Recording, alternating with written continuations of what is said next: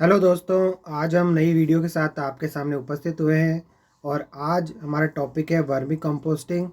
Last video में दोस्तों हमने सिंपल कंपोस्टिंग के बारे में डिस्कस करा था और इसमें हम वर्मी कंपोस्टिंग के बारे में बात करेंगे। मित्रों, के विषय में बात करते समय क्या आप ये जानते हैं कि केंचुए किसानों के मित्र कहे जाते हैं? आइए पता लगाते हैं कि केंचुए की प्रजाति लाल केंचुआ कंपोस्टिंग में कैसे उपयोगी होता है।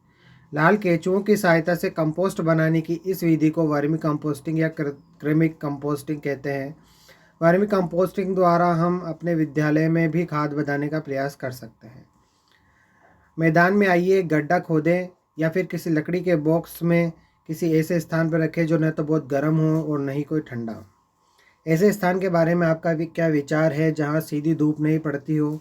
आइए अब गड्ढे अथवा बक्से में लाल केंचुओं के लिए आरामदायक घर बनाते हैं। गड्ढे अथवा बॉक्स की तली में एक जाल अथवा मुर्गा जाली बिछा दीजिए। आप विकल्प के रूप में तली में रेत की 1 या 2 सेंटीमीटर मोटी परत भी बिछा सकते हैं। अब रेत के ऊपर सब्जियों अथवा फलों के अपशिष्ट बिछा दीजिए। आप हरी पत्तियां, पौधों की सूखी डंडियों के टुकड़े, भूसा अथवा समाचार पत्र की 1 इंच चौड़ी पट्टियां काटकर उन्हें रेत अथवा जाली के ऊपर बिछा सकते हैं।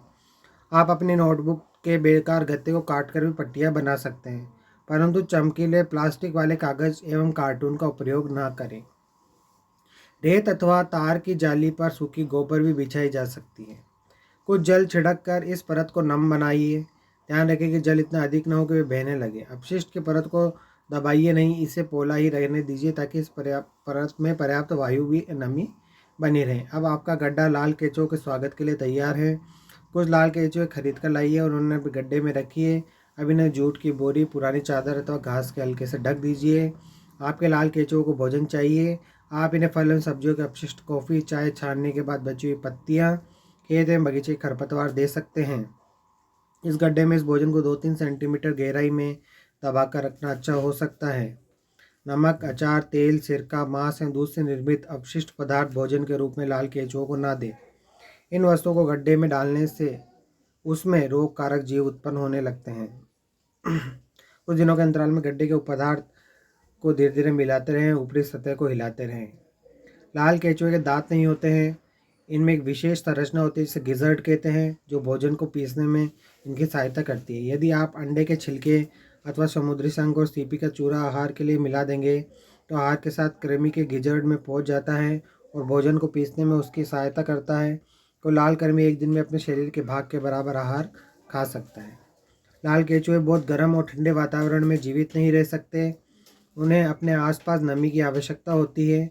यदि आप अपने केंचुओं की भलीभांति देखभाल करते हैं तो एक ही महीने में संख्या दोगुनी हो जाएगी। 3-7 सप्ताहों के अंतराल पर अपने गड्ढे का सावधानीपूर्वक परीक्षण करते रहें।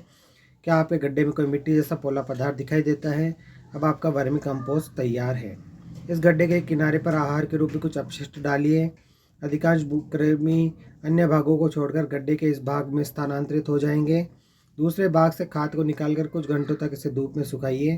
आपका वर्मी कंपोस्ट तैयार है। दोस्तों 1 मिनट, सॉरी इस इंटरप्शन के लिए। गड्ढे के इस बचे भाग में अधिकांश कृमि हैं। आप इनका उपयोग अधिक कंपोस्ट बनाने में कर सकते हैं और या फिर अन्य कंपोस्ट बनाने वाले को बांट सकते हैं। इस उत्तम खाद को आप अपने गमलों, बगीचों और खेतों में डाल सकते हैं। क्या ये अपशिष्ट सर्वोत्तम प्राप्त करने जैसा नहीं है? आप में से जिनके पास बड़े बड़े खेत है वे गड्ढों में वर्मी कंपोस्ट बनाकर परीक्षण कर सकते हैं। इससे आप बहुत सारी धन की बचत भी होगी और महंगे रासायनिक उर्वरक खाद खरीदने के लिए खर्च करते हैं। तो thank you so much. Next video में हम नेक्स्ट पॉइंट डिस्कस करेंगे। Thank you.